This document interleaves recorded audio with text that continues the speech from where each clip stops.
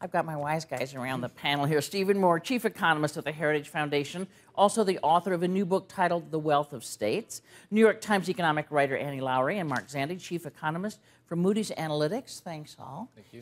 So, just a great job. I mean, you know, better than forecast, right? So everybody was all excited, and it was the best unemployment rate since the president took office, the best jobs figures in 2 years. And then at the end of April, so about the time this was all happening, ABC News Washington Post took a poll and asked people how would you describe the economy? Excellent, 29%. Not so good or poor, 71%. Then you say, again, NBC News, Wall Street Journal, what best describes your family's financial situation? Getting ahead, 21%. Have just enough to maintain, 56%. Falling behind, 22%. So 78% either think they're just barely holding on or they're failing. Well, Candy, I'll tell you another amazing poll that came out about a month ago. Half of Americans say that the recession never ended.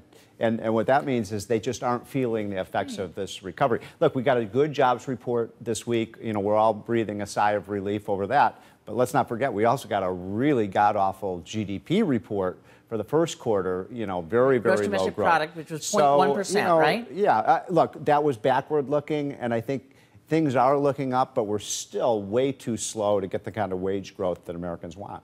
What pumps it up?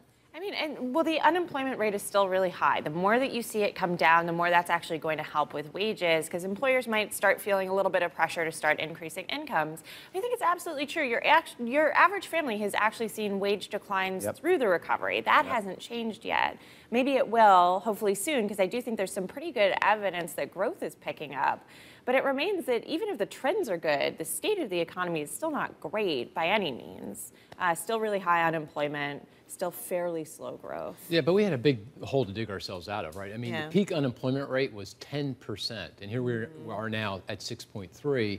Now we're very, very close, I think, to getting to a point where the labor market will be tight enough that we'll start to get wage growth. And once we get wage growth, then I think people's attitudes and perspectives on the economy will shift. Although, you know, one of the negatives, and this was a great jobs report, but one of the negatives about it, Candy, which you all at CNN reported on, was another big decline in the number of working age Americans in the labor force. And this has been a very strange trend that we've seen over the last 4 or 5 years. It's weird because, you know, as the economy picks up and there's more jobs, you'd think you'd see more people entering the workforce. We've seen the decline. We're still, this recovery, I always go back to the Reagan recovery as a comparison, we're still $2 trillion behind in terms of GDP of where we were in the 80s. So it's still a pretty flimsy recovery.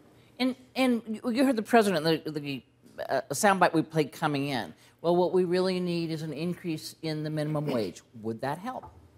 Well, I think it would help the people that it would help, but it's a fairly limited policy, right? There are 300 million Americans. The White House thinks this might help about 20 million. Other people think that it would help fewer than that, and it just doesn't look likely. I think there's a lot of movement in the states. A lot of states and cities are raising their minimum wages, and that's gonna have an effect at the folks on the bottom, but it's not helping people who are unemployed. It's not helping people in the middle of the wage distribution necessarily. So it's a fairly targeted policy. Because only 4 or 5% of Americans make the minimum. The real issue is how do you get middle income wages? You know, what would really help is immigration reform. That's going to be very key. Because I think our biggest problem... Really?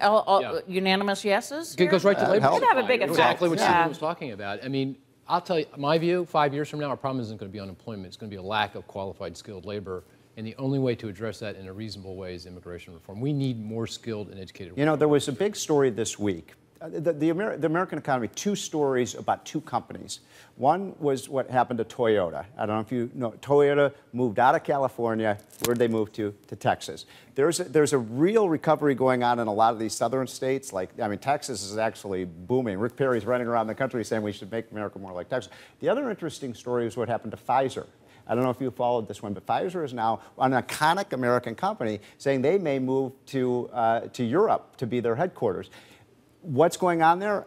If you ask me one thing I could do to really help the American economy, get our corporate tax rate down so companies aren't moving to Europe or moving to China, but they're coming back here. Yeah, tax but to be reform. fair, I mean, corporate balance sheets look really They're good. They have Yep. a lot of capital to deploy, and I think that if they felt like the economy was doing a little bit better, people were spending more, some of that would happen domestically. You know, the other thing that would really help is infrastructure. We need more infrastructure spend. Pipelines. Yeah, well, that'd help too. Yeah, but no, we need all kinds of infrastructure, anything and Which everything. pipeline might you be referencing? And that goes right to the cost of doing business. And if we can bring down the cost of doing business here, in addition to the tax rate, then that lays the foundation. But, you know, when you say infrastructure, it is read by a lot of people who think the government spends too much money as government spending. Hey, look, That's how they read infrastructure. There's a lot of private capital out there that wants in on developing our infrastructure, our telecommunications network, our ports, our rail. And all we have to do is figure out a creative way, and I think we've got those ways, and bipartisan ways of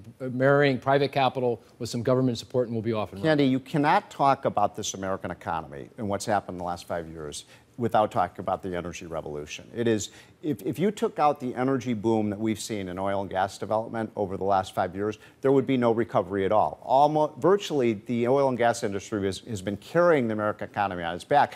The exciting thing about this is that we're at the very beginning stages of an incredible boom in oil and gas development. I mean, within 4 or 5 years, the United States of America, believe it or not, could be a net exporter of oil and gas rather than importer.